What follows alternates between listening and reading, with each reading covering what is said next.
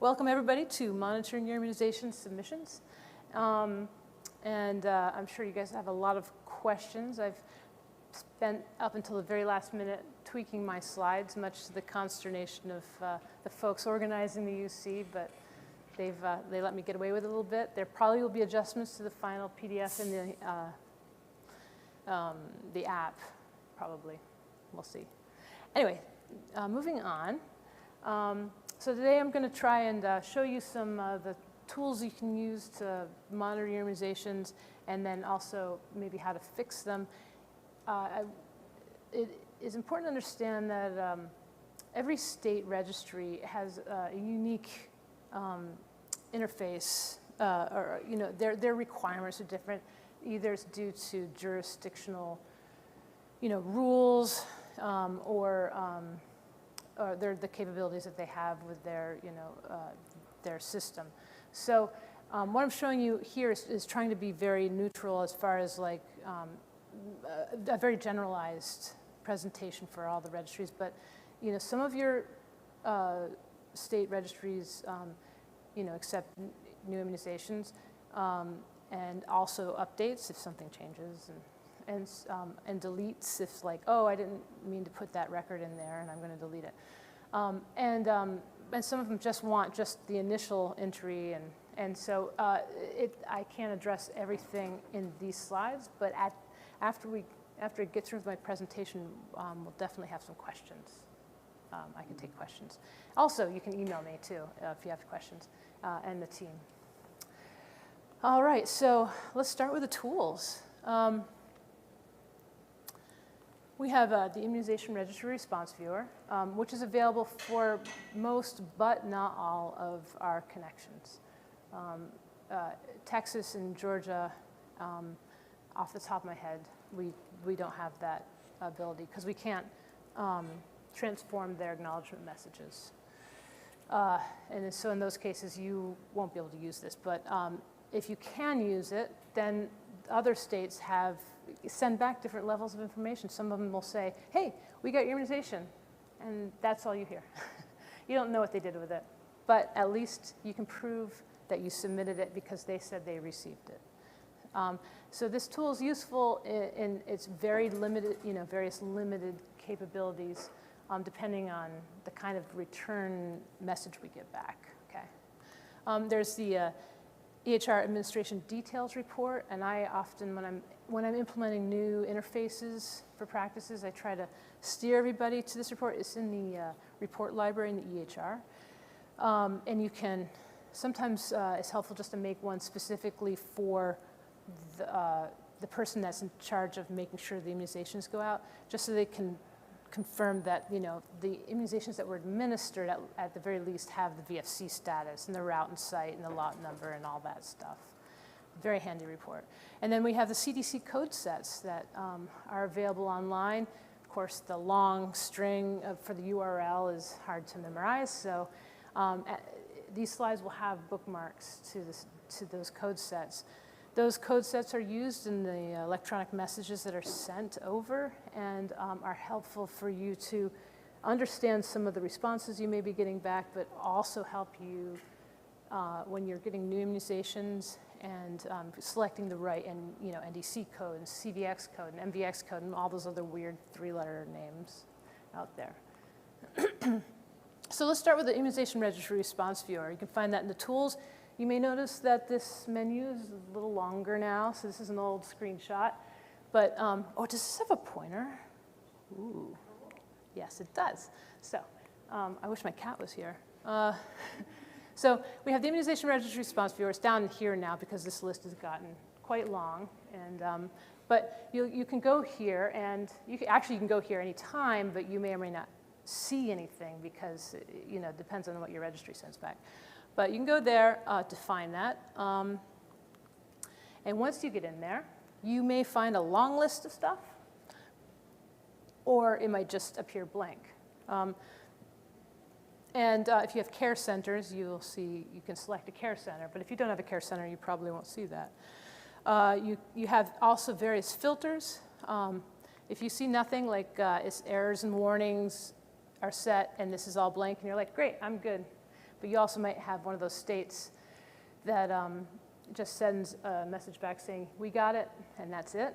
Then you will not see anything here. You'll have to change this. So I don't have a screenshot for that, but I'm sure when you go back and explore, you'll see that you can change this filter for all, all errors and warnings and no warnings and such, and see things. You can change the date range if you want, and then this field here, all statuses. What that is talking about is this column. This column doesn't do anything except say, hey, I've already looked at that. I don't need to look at it again. It's only for workflow. It doesn't have any impact. There's no reports you can really run on it. But some offices want to be able to indicate that we've checked this and we made corrections or whatever, and we don't want to look at it again. And that way they can mark that they reviewed it, and then if they change that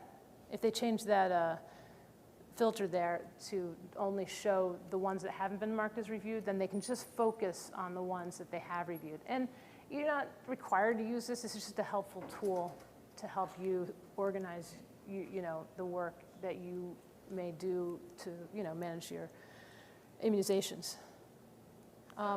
If I look for 3 years and there's nothing showing, does that just mean it's not working? Because I doubt that we have no errors. What state are you? Maryland. And what's the filter say on yours? I have all statuses. I have 3 years. I have errors and warnings. You have errors and warnings. If you change that to all, click on that to everything. All severities? Yeah, is it still blank? Yeah. Then it may be that Maryland, because I can't remember off the top of my head, maybe that Maryland is also in the same situation as Georgia and Texas are. Yes. From Georgia and Texas and Maryland, stay for this class? Oh no, stay for this class because there's stuff. Something happened with the mic that makes it sound funny now. What are you guys doing? It can be closer. Okay. Close to but not in. How about now? Can you hear me now?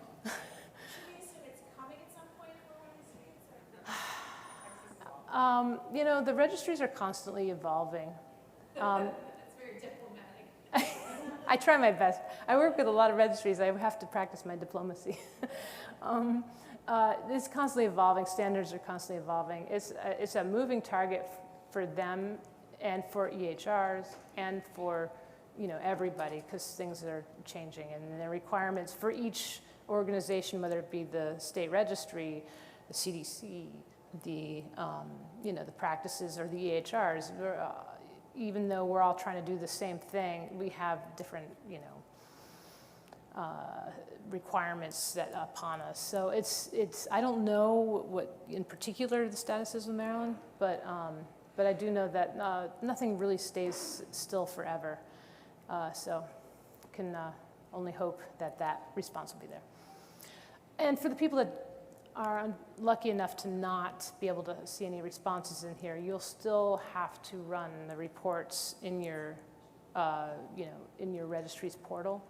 I mean, you should be doing that regardless of what you see in here.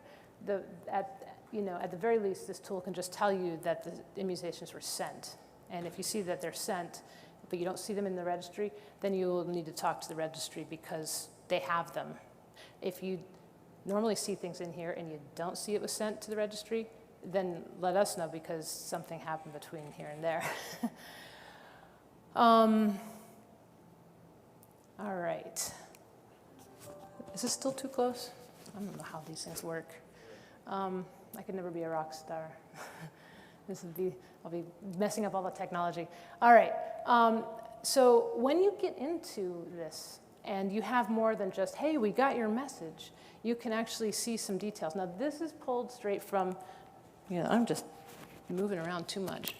This is pulled straight from you really just need it right there, don't you? Straight from the learnpcc.com website, which I'm sure you've all been to, right? Well, if you haven't, it's a great resource, and that's constantly getting updated. Anyway, so this is pulled straight from there as an example of what you may see, and it's a really perfect example because you always want to show your best work when you're publishing it, right? Most registries don't send anything this clear and informative, unfortunately. But what we have here is, the response. This is when, this was rejected, but what we have is the response date and time. So the registry did receive it. We have here, the registry name that it was sent from, and we see that it was submitted. So basically, this is the record of when it was submitted, and this is the record of when the registry responded. So if you can't find the record in the system, at least you know it was sent, and you can ask the registry, hey, where is it in the system? Now, if you know that you submitted some immunizations and you couldn't find anything in there, that's a different story. So they have basically two sections. You have the patient demographics, which is all about the patient, where they live, the phone numbers, next of kin, and stuff like that. And then you have the immunizations that are being reported.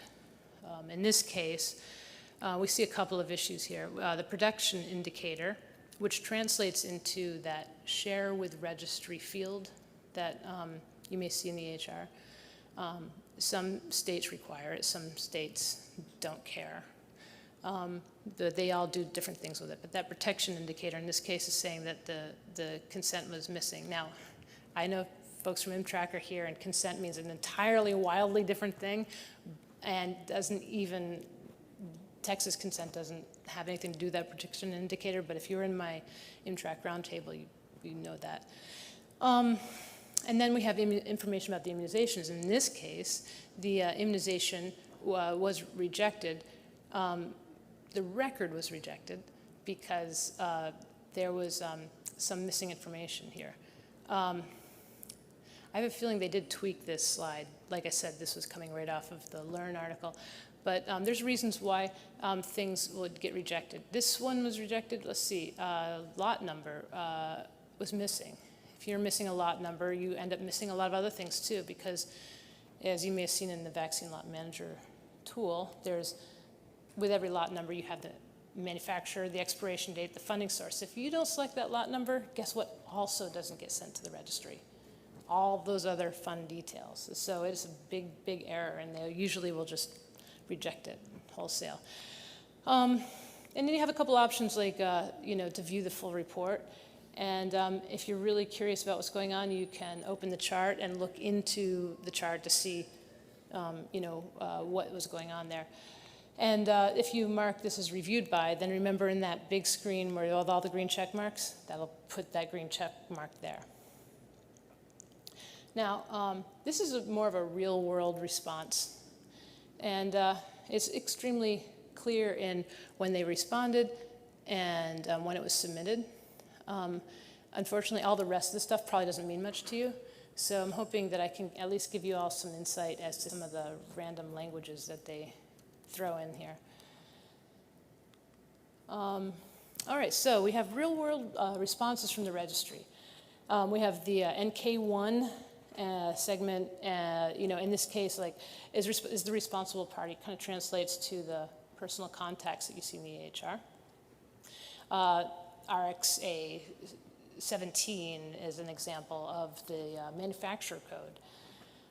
And then RXA 20 is where they put in the codes for if it was a completed immunization or if it was a deleted or refused. You shouldn't have to go and take a course in understanding HL7 messaging, but they will send back this information, and so it is helpful to kind of have a little bit of a sense of what the heck they're talking about. So what the heck are all these three-letter words? So a little description. Health level 7, HL7, is a messaging format used to communicate clinical data electronically. Sometimes the registries will return responses that refer to various segments of the messages that they receive, which is what you saw on the previous slide, and it makes no sense, of course. But I have here some basic HL7 references. The PID and NK1 segments, so the message has segment headers, basically kind of like the chapter titles in the message. And so PID is patient ID, and NK1 is the personal contacts. You have RXA and RXR. This is information about the immunization you administered. And then the OBX segment, which is just additional details like the funding source and the viz sheet and all that stuff. So let me connect things to you. Hopefully, it was so fun making this. So, what? Oh. So the elements in the HR that relate to what is sent into the registry, I'll show you the map that we have here.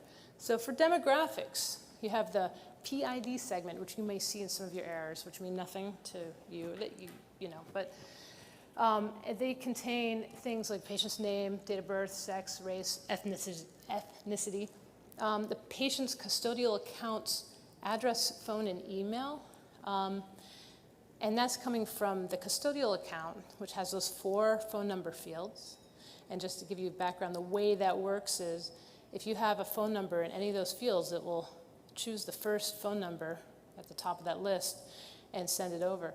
If you have anything in one of those fields, it'll choose the first field that has anything and send it over. If that field has just words like nope or see cell phone, it will send that word over, extract the phone number, and if there's no phone number, it just sends nothing. So I wanted to point that out because if the phone number is missing, it's probably because there was a note in the phone number field.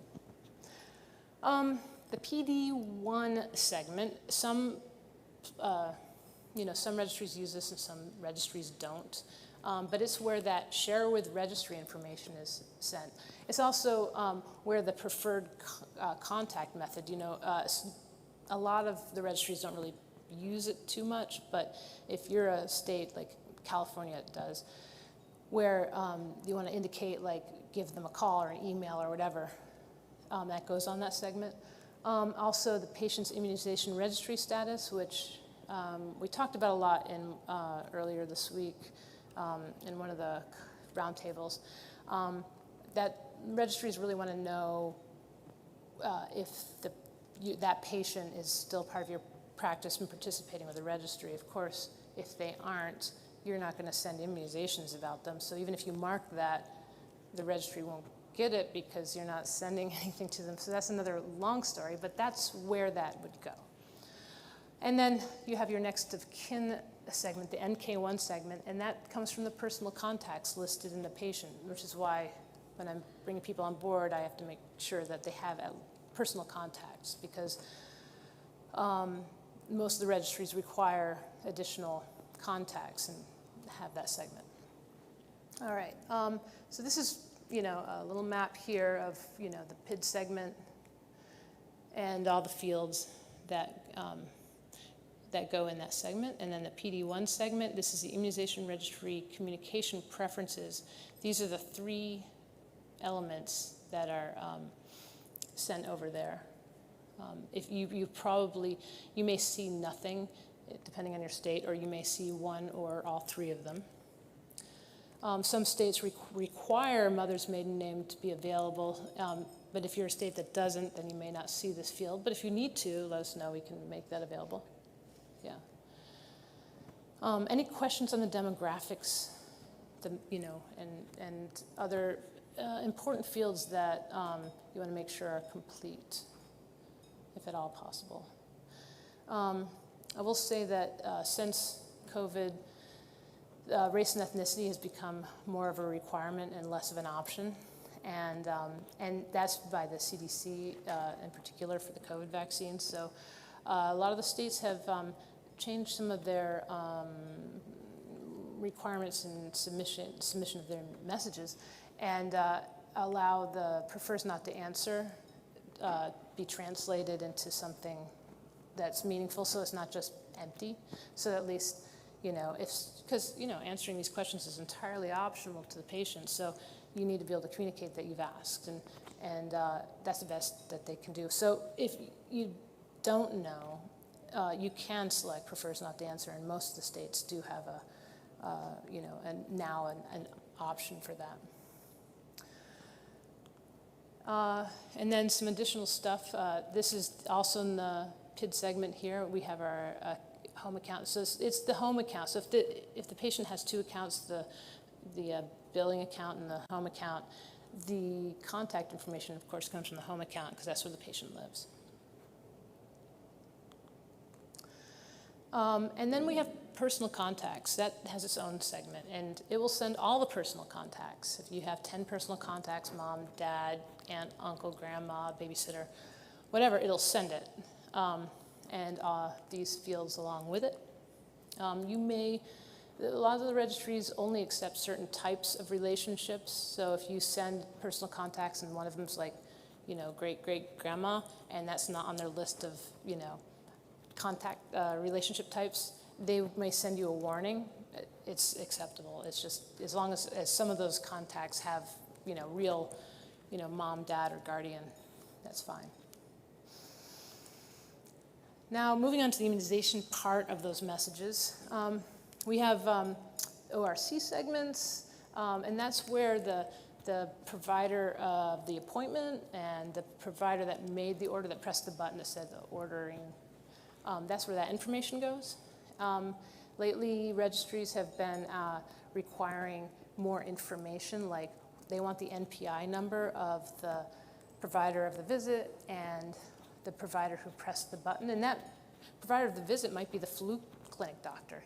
Some practices have these fake providers to schedule, flu clinics and stuff like that. And, the registries are like, hey, you don't have that person listed.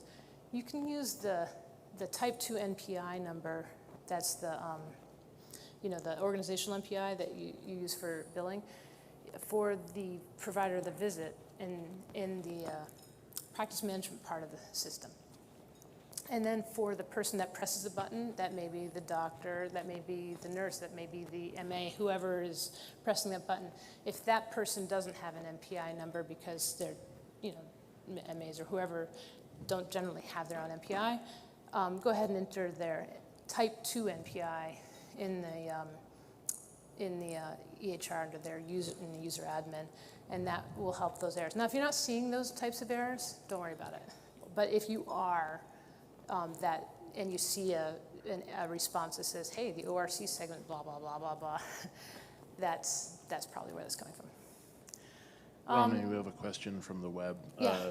Somebody's just looking for a clarification that the communication preference as shown is acceptable and or ideal for what they were looking for. Are they talking about? Yeah, it was a couple here? moments ago. Yep, the preferred contact method, or Yeah. it depends on the state. I mean, they can choose whatever they want. It's just a means for expressing. Oh yeah, I just heard that with the whine of an inevitable ear explosion. It's just a means for expressing to the registry how they want to receive any notification of things like lot number recalls. Actually, as far as I know, Oklahoma, we don't, I don't think we even send that information. So, yet anyway, maybe down the road they may require it. But like I said, these interfaces are, once you set them up, they're not done. They constantly evolve. Any other questions on the interweb? All right, I'm going to head back to the immunization section. So we have the RxA segment, and that's the one that has most of your immunization information. It has, what was administered, when it was administered, who completed the order, if it was refused, why it was refused. It has the, I think it has the eligibility status. I can't remember because I get the funding source versus on a different thing. But yeah. Anyway, it has the majority of your immunization information. And then additionally, the the RxR segment is the route and site of administration. So the intradermal or right arm information. And then you have your OBX segments, plural. You have multiple depending on what the registry wants. So if they want the funding source, if they want the viz sheet information, the date of its publication, and the date that you, handed it to the patient, stuff like that. Depending on the registry, they'll want multiple things, but that's where that type of stuff comes in. So in the immunization order, we have, your VFC status, and I don't have it illustrated up here, but you can choose the VFC eligibility status for all the immunizations at the top if you're giving multiple immunizations. And you probably all know this, but once you do that, it will set the default for the rest of those immunizations that are being ordered during that visit. And then in some cases, like COVID, they require, in some states, a separate eligibility status. So you can also change the eligibility status from what the default was for that visit as well. Anyway, it's right here. And then you have your dose amount. And if you don't have the default set for your vaccine dose amounts in the partner immunization and disease table, I highly recommend it, because if somebody forgets to enter anything here, because they're busy, there's a lot of things going on, and they miss that, it will fill it in with a default. If you don't have a default, then nothing will go over for dose amount, and then you may get errors. Lot number, and like I said, the lot number ties in everything that goes with that lot, which is the manufacturer, the NDC code, the expiration date, and the funding source. When you're selecting the lot numbers, you see here, it does have the funding source in parentheses, so you can, if you're giving VFC shots, you can select the state or federal, lots. And then you have your viz sheet information. That field is sticky. If your VFC, if your viz sheets change, you will want to change them as well. So be aware. Go ahead. On that per eligibility one that you said it'll throw it down all the way through, Yeah. not visible here. Yeah. Is that sticky to a following visit, or is it blank? The next visit for that patient, it won't fill it in, but it will have what you put last, so you don't have to guess. So it will say, hey, last visit, they were VFC eligible, how about today? And it will also show you their current, what you have listed for their insurance, and their race, and their age. So if they're over 19, it'll have a little red warning saying that the patient's over 19, for example. So it does offer clues as to, your best guess on what their VFC status is. Then you have, so make sure that if the viz sheets change, let everybody in your office know to be aware that they will need to update it, because it will default to the last, this is sticky, and it will default to the last viz sheet. Then you have your route and your site. I see this missing quite a bit in people's shot records. And some states are like, oh, you really should do that. And some states are like, we're going to send somebody after you if you don't. Refused. If you mark something refused, please, please, please put a refusal reason in it. It's obvious, I think, to everybody that if you mark something as refused and it has a big RE in the message that the vaccine is refused, but due to however registries configure things, they also need the reason. If there's no reason, they reject the entire record most of the time. Sometimes they don't. Sometimes they just enter it in, and that causes problems. So please remember to put a refusal reason in there. If the vaccine's contraindicated, not all registries, do anything with that information, but it's important for you to, obviously you would mark it contraindicated if you wanted to know why you didn't give a shot. And, also select a reason. The reason list is limited. It doesn't, I get a lot of questions of like, hey, it doesn't have a, the reasons because they, whatever. Do your best. This list is not our list. This is just a list of approved contraindicated reasons that are acceptable in the messages. And then the administered by this person here. Also, if they don't have their own MPI number listed, because they're not their role wouldn't typically require them to have an MPI, you can use the organizational MPI and enter that under their user in the EHR. Any questions with this here? Yeah. For the options, where there's a dose, Uh-huh. and for different immunizations, there's different options. Can we change or remove those options? Which options for the dose amount? Yes. No, and in fact, the dose amount's rather fixed. Unlike some fields that can easily be managed, the dose amount is fixed as far as what's in that list. Now, you can change it. So if you set a default, let's say, I mean, I think I recall that like flu is like 0.25 or 0.5 ml, depending on if it's under 6 months or. No, it's all the same. It's all the same now? For example, for the PPD, there's a lot of options. Now, for the PPD, that's not an immunization. So, and that's a good question, which I didn't put on my slides. There are some things that people track as immunizations for totally legitimate reasons that the registries do not want. You put the TB time test, the PPD, they have CVX codes, so you're like, oh, I'll put my CVX code in there. Well, I mean, if you put a CVX code in there, it gets sent to the registry, and the registry's like, why are you sending us your, PPD and TB tests? So if you want to stop getting those errors from the registry, you can just remove the CVX code. It does nothing for you as far as it doesn't do any forecasting, and the registry doesn't want that information. And the only way to keep an immunization from going over to the registry is to remove that CVX code. Now, some people are like, well, we don't want these other IMs to go over to the registry. We'll just take out the CVX code.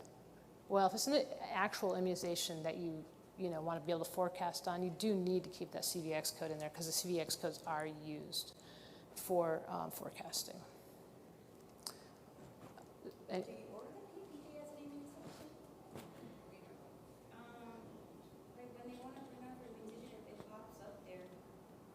so We only put it on ours so it would show up on the chart for colleges and forms. That's the only reason why. We put it in one other section, our chart, but we put it on there because they want it on immunization records when you for colleges or any type of sport. So the conversation for the folks that are online is about why people, set the PPD as an immunization order, and that's so that it'll show up on the forms and stuff. You like I said, you don't need to have the CVX code included in that entry in the immunization and disease table, so it'll still show up on the forms, and you can still treat it like an immunization and track it in the immunization history, but it won't get sent to the registry. Right, and also Lot Manager tracks your findings. Yeah.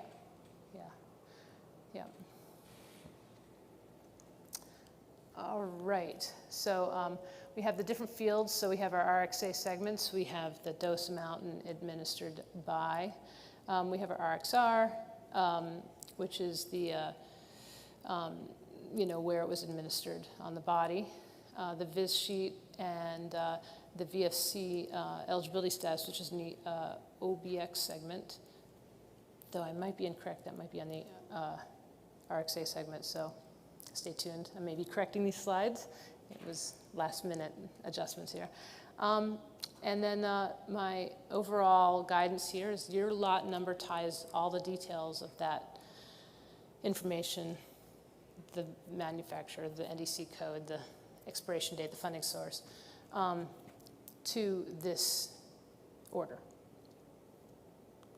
All right, so now I'm sliding us right here into the vaccine lot manager and what that looks like. So you have your, your immunization, and then you have your CVX code right here. So your CVX code's here. Your manufacturer, your NDC code, your lot number, your expiration date, your funding source, and your location. And all this is tracked in the RxA segment. These parts are in the RxA segment. I will give a hint, and I'll show it later on in these slides as well. If you select a manufacturer and you notice that there's no NDC listed, like it's all grayed out and you can't select an NDC code, that is a clue that that manufacturer is not the manufacturer for this CVX code. It uses the CVX code to map to the list of manufacturers and then also the list of NDC codes. So if you can take away anything from this talk, it's that. If this is grayed out and you select a manufacturer, look up the actual map for CVX to MVX codes. And then we have our expiration date and our funding source. All right, so how can you prevent errors? Well, you can look at the Immunization Administration Details Report, the Vaccine Lot Manager, NDC codes, like I just hinted there, and the CDC's CVX code trade name lookup. So in the Immunization Administration Details Report, we have, you'll find it, oops, wow, that's the wrong button there, okay. You'll find it in the EHR in the reports there under immunizations. I think it's actually also under other places in there, but under immunizations, this one here, Immunization Administration Details Report. And the nice thing about this report is just by default, just running it by default with all the fields, you can see that it will show you the lot number, the site, the route, the eligibility status, and the funding source. And if you click on the column headers, it'll sort to empty fields at the top. So, you know, this patient John Canning, his record is going to be messed up if it goes to the registry because there's no lot number. So what's it missing? If it's also missing a lot number, it's missing the manufacturer code, the funding source, the expiration date. And you'll get an error for every single one. It'll turn into a snowball of errors. And then if you were to click on site, it will sort. You'll see that Nathan's name will come to the top. Funding source, so you click on the column headers just to quickly see. So any of you that are in charge of managing the immunizations and you were wanting to keep up on making sure that the administered immunizations, and this is specific to administered, not historical entries. If you're trying to keep up on the administered immunization records to make sure that everything, all the T's are crossed and the I's are dotted, this is your report. If you know when you submit your immunizations, when they leave your EHR, just do it, at the end of the day. If they get submitted the next morning, just make it part of your routine at the end of the day just to review this, catch the ones that are missing and have those completed, and you will increase your or you'll decrease your errors and increase your acceptances. Vaccine lot manager. You also can find empty fields the same way. This lot here has no funding source. So even if you selected the lot number, you'd get the no funding source error. This one doesn't have a manufacturer. If you selected the lot number here, the manufacturer and the expiration date wouldn't go over as well. So as you can see here, you can do that same trick, clicking on the column headers. Okay, so just make sure all the fields are full of stuff. Then there's NDC codes, and this is what I was talking about. I've just let this run as an animated GIF. I was having too much fun late at night when I was doing these slides. So, but basically, as you can see here, selecting lot number, NDC codes, now I selected a different one here, and it switched it to the MSD. So as we click on these things, click on that one, and now it changes to GlaxoSmithKline, which translates to SKB. I don't know why. That's a strange arrangement of letters, but you get the relationship. So make sure that if you select a manufacturer, that there's an NDC code in there, and you should be pretty good to go. Then we go to the code sets for the CDC. How many of you have been on the CDC's website to look at the maps for trade names and CVX codes and NDC codes and viz sheets? They have everything here, okay? They have, this is the page that has all the links here, so you can click on any of these things. You probably wouldn't, but the one that you definitely want to check out is the product name map to CVX/MVX. That's the most handy one. The rest of it's just a little overwhelming, but that one's super handy.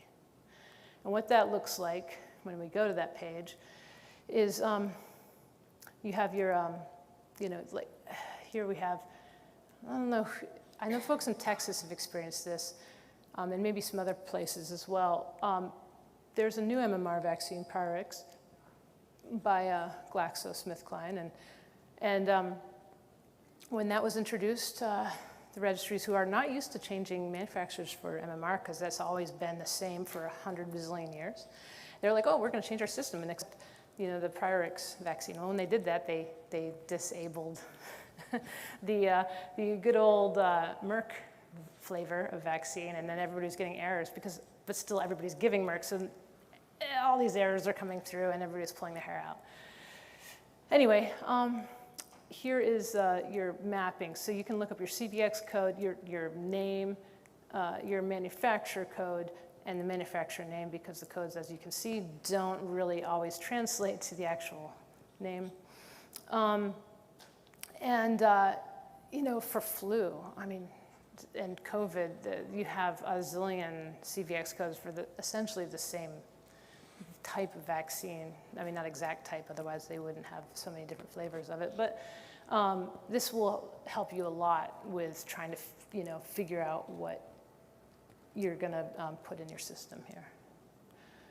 All right, so I don't know if this will work. What types of errors and warnings have you seen? It doesn't work. There's no little thing here. So I'm not going to worry about it, and we'll just talk about it. So what kind of errors have you guys seen, or warnings, or responses, or even if you've seen responses, or if you only see them when you're logging into your portal, or any questions on errors that you don't quite understand? Go ahead. Yep. I was explaining to you yesterday, I think this quote, Texas sends me a report. Well, first they send me a letter and said, you have errors, and you don't have any way to know what they are. And I say, so how do I find these patients with errors? And then they send you a report with the patients with errors. And it's usually one thing that they're looking for. So like this time, they're looking for, I don't have their vaccines for children eligibility on these patients. And then you have to dig back and see. It's just oversight when people get in a hurry. They don't put the vaccines eligibility. And they're right when they tell me the errors. Mm-hmm. It's just a tedious way of correcting. Yeah, with Texas, so the question was, or the comment was, it wasn't really, I guess it kind of was a mix of question and comment, but is the, getting the, information from the registry, and they kind of give you this big blast of information, like it's the VFC, general, missing stuff, and how to find this. With Texas is a bit different. They don't have the Immunization Registry Response Viewers. They have to log into an FTP site, download a file that looks just like all this HL7 stuff. It's really hard to drill down into what the issues are, and it's not very compatible for running reports or anything like that. For Texas, your Immunization Administration Details Report is your friend, because you don't get the option to send updated messages. You have to send it right the first time, and anything you need to change will have to be done in the portal. The other part of that is that the patients have to have affirmation of consent in ImTrack. So if they don't, the whole message gets rejected. So it is very important that everything is right the first time for them, and that Immunization Administration Details Report is key for that. Oops. Anything else? Anybody online have any questions? No? No questions? All right. I don't know what I have on my next slide here. All right. I was going to ask you. Yes. Regarding that. for like VFC for all vaccines, what is the true reason why it can't be like already there, implemented? So if you already know your patient is either eligible or not, whether it's private or state, why can't it just automatically be that? Why do you have to pick it each time? Well, it's because it varies from state to state on what the, It could be per practice or per.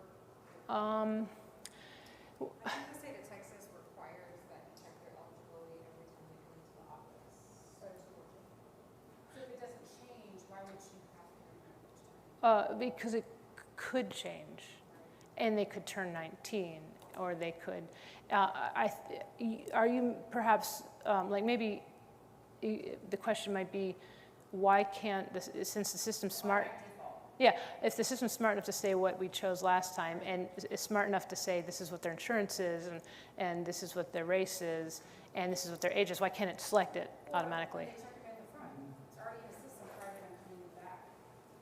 And when you're giving hundreds of vaccines a day, the system already knows what they're eligible for. Why are you making it each time? Well, you only have to do it at the top. So it'll say what's your last answer, and you can just select what it is. And actually a check-in if they've arrived, because I don't, everybody's office workflow is a little bit different. So when they're checking in,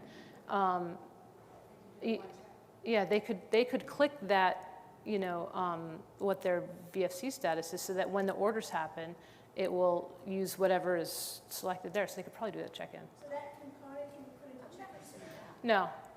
it's part of the visit because it's per visit. Yeah, it's not in the check-in screen. No. 2 remarks. The first says that this tool has their inventory control at 100% accuracy. So thank you for making this so easy and user-friendly in Oregon. Oh, thanks, Oregon. Also, a second question, or actually first question. Can we fix the individual patient errors and resubmit from PCC? It depends on what state. Which state are you in, Jackie? And I'm in Oregon, and I may not know off the top of my head. No, Georgia, no. Oregon, maybe. I feel like Oregon can submit updated records. And also, if you do submit an updated record, and your registry takes it, and also sends back information that can be presented in the Immunization Registry Response Viewer, it won't change that response. That response is for the first message. When it comes back and it's all accepted, it'll send another message saying they received the updated message. Now, if your filters are set to only show errors and warnings, you won't see it because it's all good, right? So a lot of people are like, I resubmitted, I made the changes, and did it go over? And it did. They just have to change their filter because now it's accepted.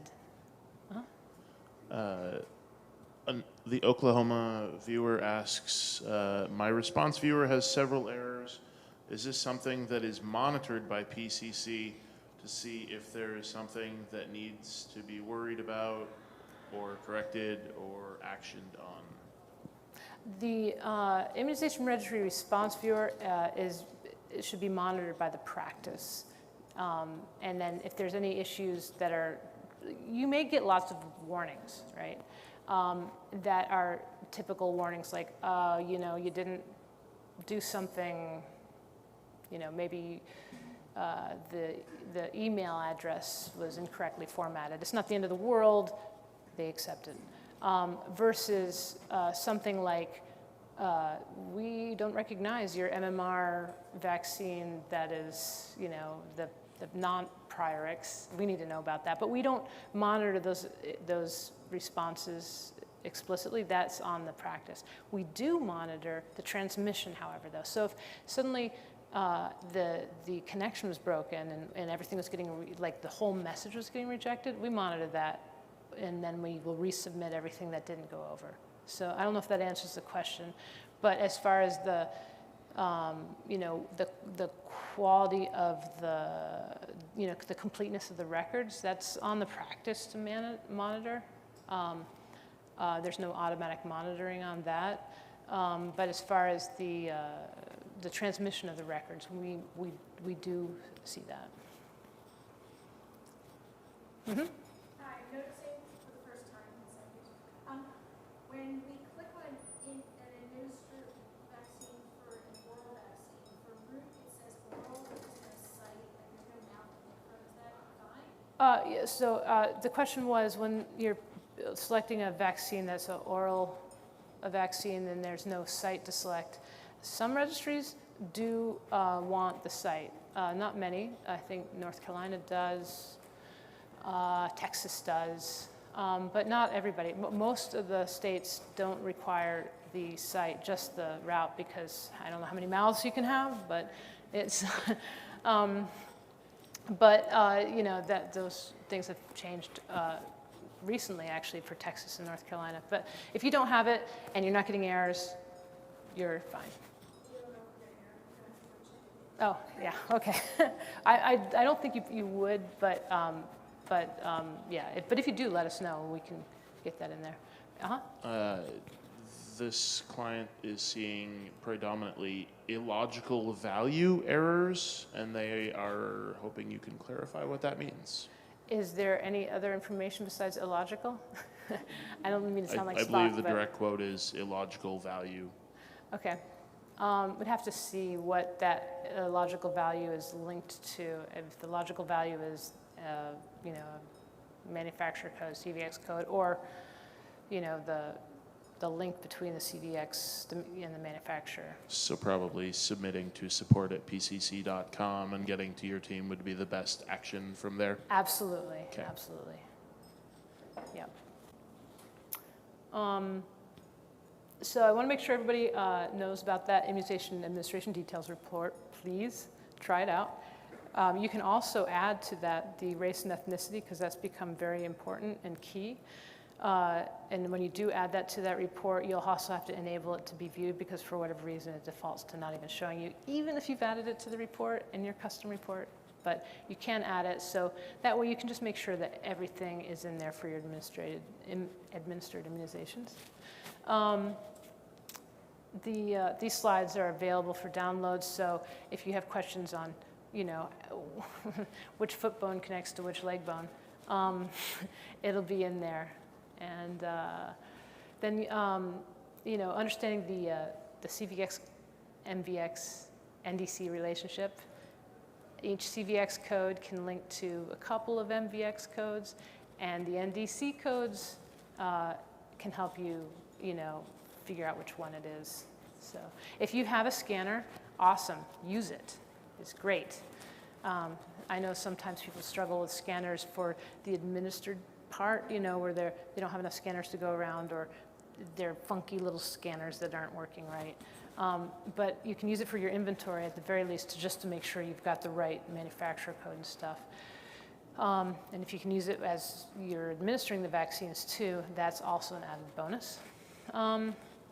And then knowing what isn't sent when a lot number is selected, make sure your vaccine lot manager, all those entries have complete information, and to select the lot, because if you know, if the person who's completing the order does not select the lot, then a lot of stuff is missing, and that will likely cause a rejection. And if you're a state that doesn't allow corrections, then you'll have to make that correction in the registry as well. Any other questions? I think I'm almost on time, which is unusual for me. Anything online? Get done early. Yeah, I'm not typically. I'm late on both ends every time, all the time. I'm sorry. All right. Well, like I said, the slides will be available. They're probably available now. I may make a couple tweaks to them. If you have any questions, you know, you can contact. I don't know if I put my team email on there, but also support, because it'll filter out. You know us, we're a small company. You send something to support and you put my name on it, or anybody you know that you need to, it'll get to whoever needs to go there. So yeah, I hope this was helpful, and have a safe trip home. I know this is the last day, so it was great to see everybody. Thank you. Thanks.